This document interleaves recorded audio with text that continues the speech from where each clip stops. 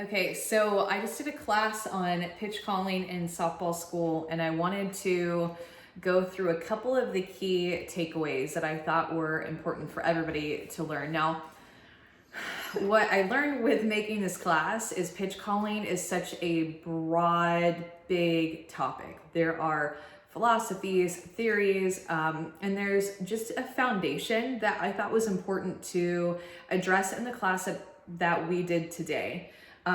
Part of that foundation is understanding that a pitch caller and the catcher and the pitcher all have to work together to make one pitch calling team. Sometimes it's just the catcher calling pitches, and so you eliminate a pitch caller inside the dugout. So then it's just the catcher and the pitcher still communicating, still working together to be able to learn how to attack a hitter in the best way to be able to get outs.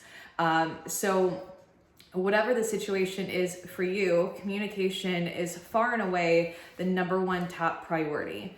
The more information that you have in the dugout, whether it's scouting hitters that you're about to play, writing down the pitches that they got out on, or how you would like to attempt to throw them, I would always put a pitcher's strengths in front of a hitter's weaknesses. And so that's just kind of a general comment.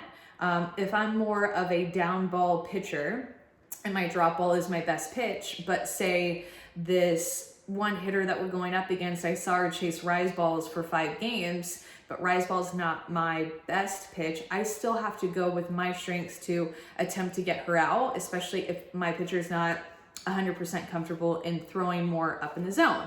Because that's kind of one of the foundations of pitch calling, is that a pitcher needs to be 100% behind the pitch. 100% behind the pitch. And that means giving her the ability to shake off. The ability to say, no, that's not what I want to throw. Because a pitcher has to be so confident. If you're 92% and you have a little bit of doubt in your mind, that's usually the type of pitch that gets hit. That's usually when a pitcher makes a mistake because they're guiding it, aiming it, not 100% behind it. As a pitcher, you 100% want to go into full attack mode, full aggressiveness, all in on one pitch. And you're going to be able to do that when you trust your pitch caller, trust your catcher, and you start to learn to trust yourself. You start to learn to trust your intuition. You start to learn to, after a pitch is released and maybe it's a foul ball or a called strike or a ball, you instantly, on your way back to the pitching rubber, you start to think about, okay, what pitch do I want to throw next? And you'll start to get in the habit of that happening after every single pitch, to where now when you get on the pitching mound, you have an idea, okay, I want to throw drop in and I'm going to shake off until I get that, because I know deep down that's a pitch that I want to throw. Now, you're going to make some mistakes sometimes. You're going to shake off and maybe you throw a pitch that gets hit. But that was another one of my points in the pitch calling class, is that I feel like more times than not, it's not about a bad pitch caller or a bad pitch that was called. It's about executing the pitch. So a pitcher has to be able to be real and learn and focus and pay attention to detail and think after you give up a hit, did I give up that hit because I missed my spot?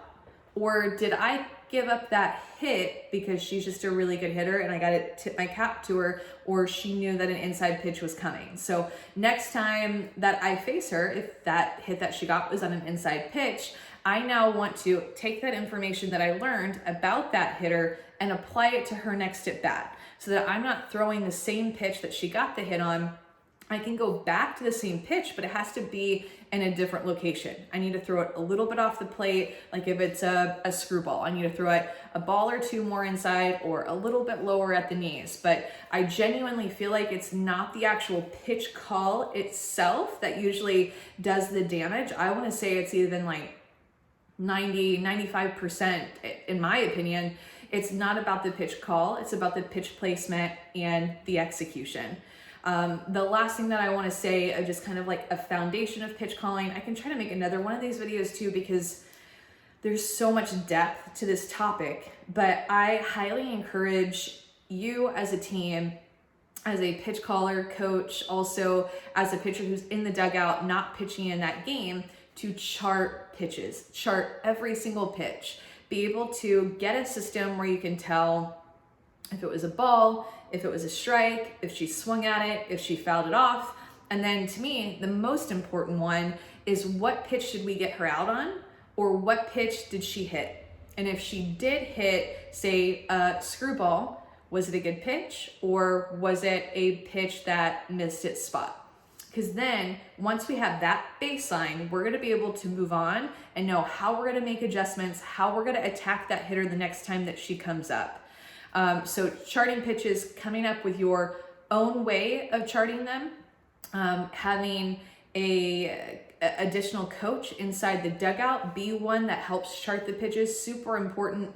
And also getting those extra additional pitchers in on it and having an understanding when you're calling pitches about what you're calling, why you're calling it, and understanding what the pitcher's strengths are to be able to throw to those strengths and to be able to get outs. At the end of the day, with pitch calling, our number one job as a pitcher is to throw strikes. Number one job. Number two job is to get outs. And it can be anyway, strikeouts, fly ball outs, ground ball outs. But bottom line, we want to throw as few pitches as possible, stay in the game for as long as we possibly can, and get outs as quickly as we can so we can get into the dugout and be able to hit, score runs, and get momentum on our side. Okay, more to come about pitch calling. That was already almost 7 minutes, and I feel like I have so much more to say, but I just wanted to share that with you.